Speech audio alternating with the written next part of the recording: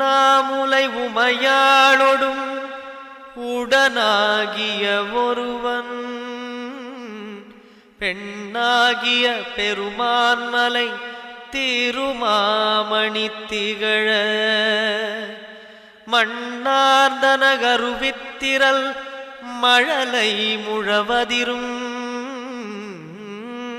Annamalai தொழுவார்வினை வழுவா வண்ணமருமே.